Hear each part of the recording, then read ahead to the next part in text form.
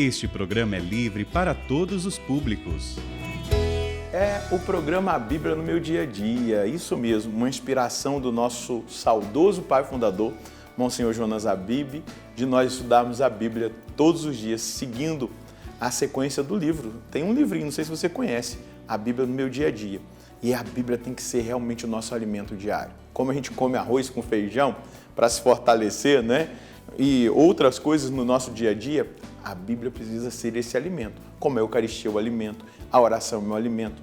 É um item que não pode faltar, porque fortalece o nosso espírito e nos traz sabedoria diante das realidades da nossa vida para que nós perseveremos na fé.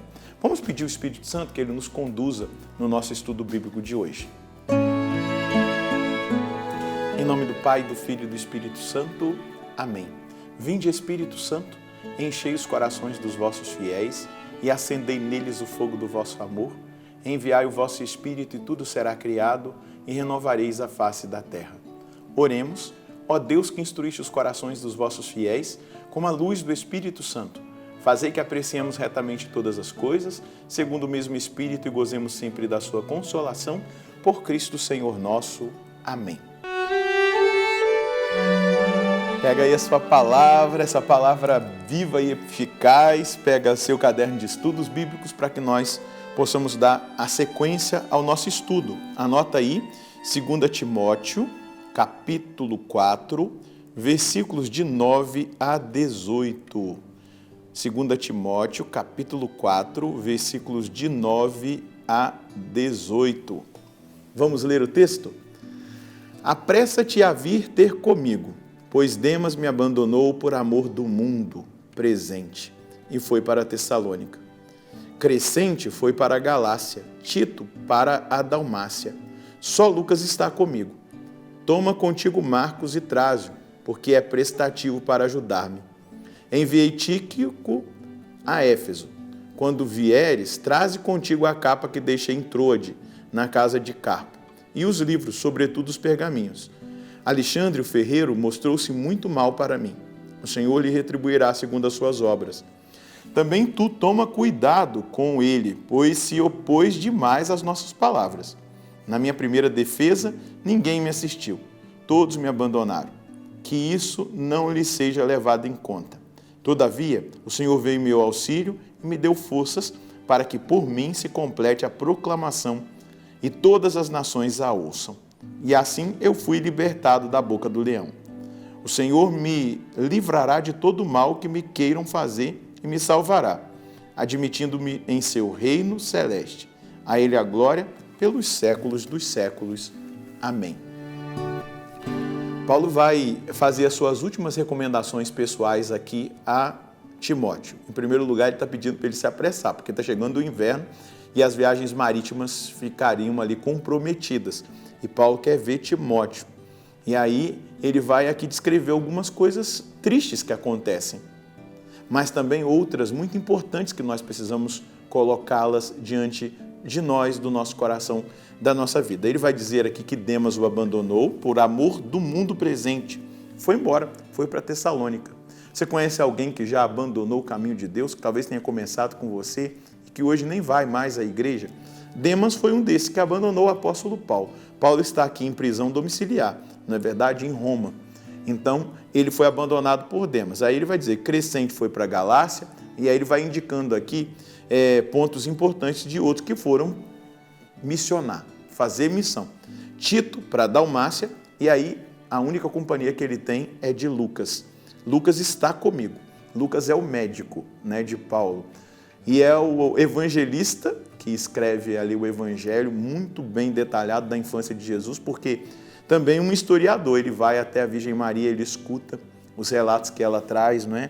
Ele escreve os Atos dos Apóstolos, tudo aquilo que ele foi vendo acontecer no caminho com Paulo e as experiências que os outros apóstolos também tiveram.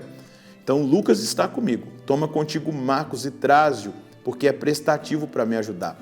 É importante ver aqui o processo da reconciliação. Paulo teve um desentendimento com Marcos lá no início da missão, não é? Se separou depois ali, não é? Ele se separa naquela primeira missão, por quê? Ele experimenta o abandono de Marcos por algum medo naquela realidade da evangelização. Então, a gente vai observando aqui o processo que Paulo vai vivendo da reconciliação. Então, traz Marcos, ele é importante para mim, ele é prestativo, eu quero estar com ele. Enviei Tíquico a Éfeso, né? Quando vieres, traz contigo a capa que eu deixei em Troade, na casa de Carpo, os livros, sobretudo os pergaminhos. Aqui, os pergaminhos são as escrituras sagradas. Então, Paulo quer ali se alimentar ainda mais das escrituras do Antigo Testamento, porque a primeira carta escrita no Novo Testamento, né, o primeiro escrito no Novo Testamento é a carta aos Tessalonicenses, e aqui é essa também enviada. Alexandre o ferreiro mostrou-se muito mal para mim, né, foi excomungado aqui, que o Senhor lhe retribuirá segundo as suas obras.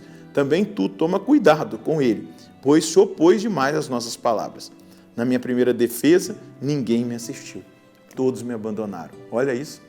Paulo está sozinho diante do tribunal, sem nenhuma assistência, mas ele não se sente abandonado pelo Senhor.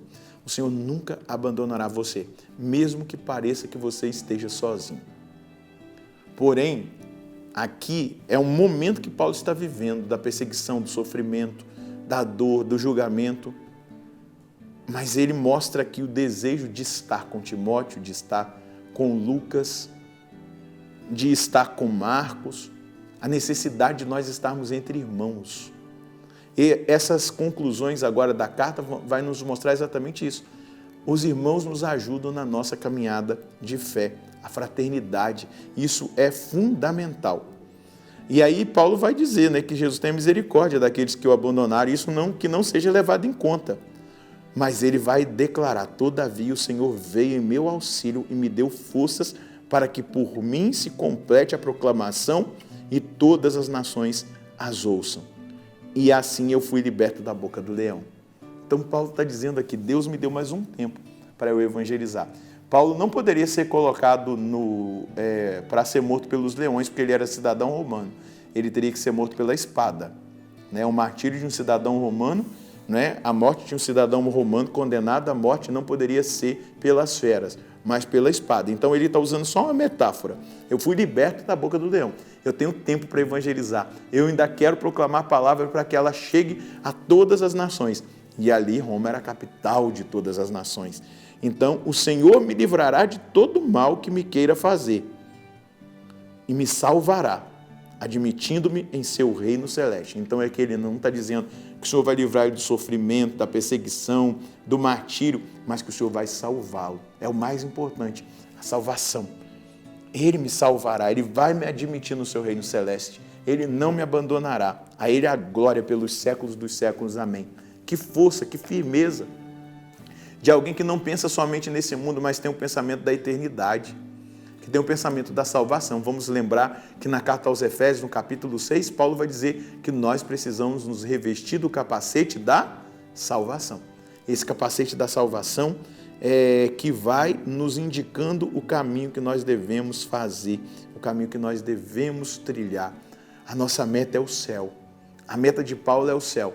Mas ele tem um ministério, ele quer continuar levando outras pessoas ao conhecimento da verdade.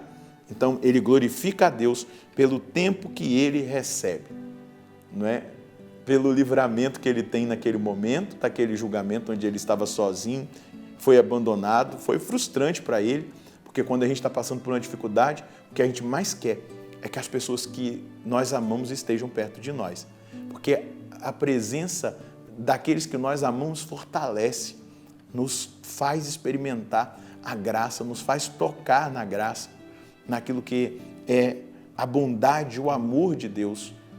E Paulo se sentiu ali abandonado, sozinho, porém não sucumbiu.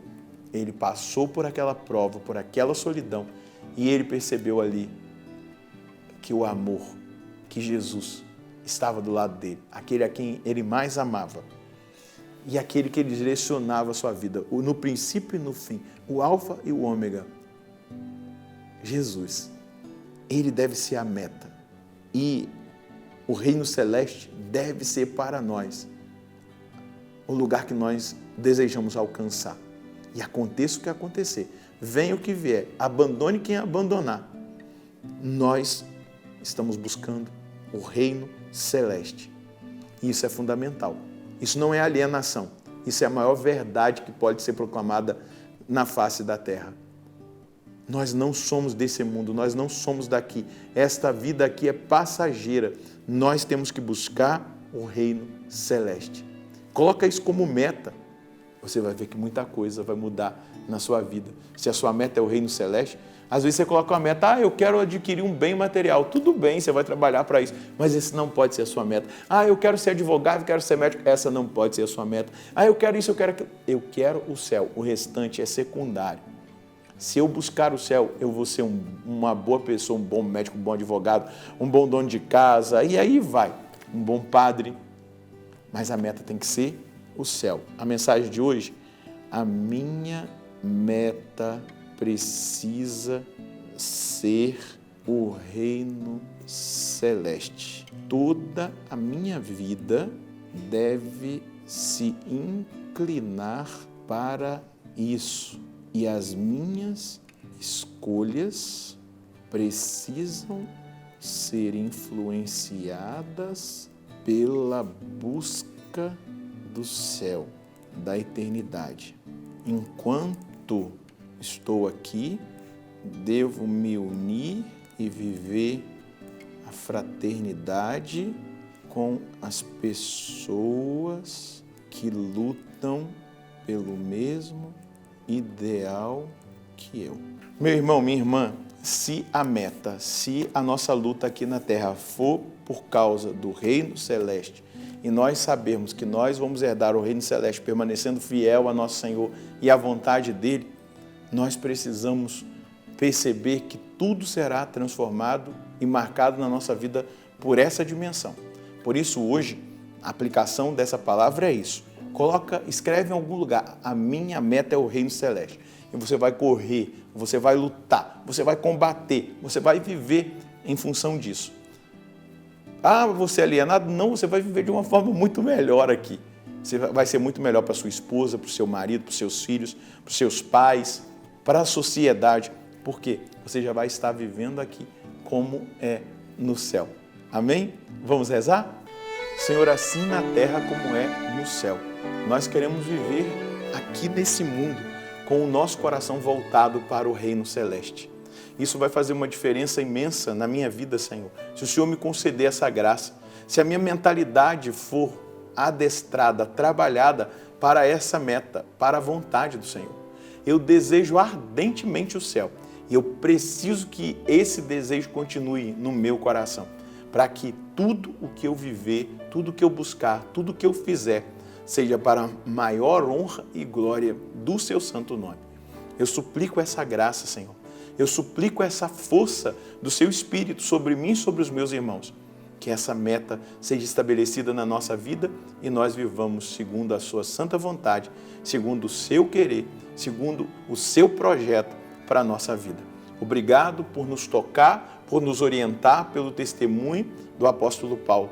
E coloca as pessoas, Senhor Deus, que querem buscar a mesma coisa do meu lado, para que nós vivamos uma fraternidade, para que nós nos apoiemos mutuamente e para que nós cheguemos juntos ao reino celeste. Muito obrigado, nosso Senhor e nosso Deus. As amizades que buscam a mesma coisa que nós são fundamentais na nossa vida. Amigos que querem o céu, que querem a santidade, que buscam a virtude, que rezam. Isso é fundamental para a nossa caminhada. No entanto, que Paulo quer perto dele Timóteo, tem ali Lucas, pediu para levar Marcos, porque isso vai nos fortalecendo na nossa caminhada e nós vamos percebendo o amor de Deus através dessas pessoas. Não deixe de colocar como meta da sua vida o reino celeste. Deus abençoe você e a sua família. Nós nos encontraremos no próximo programa, se Deus quiser, no nome do Pai, do Filho e do Espírito Santo. Amém.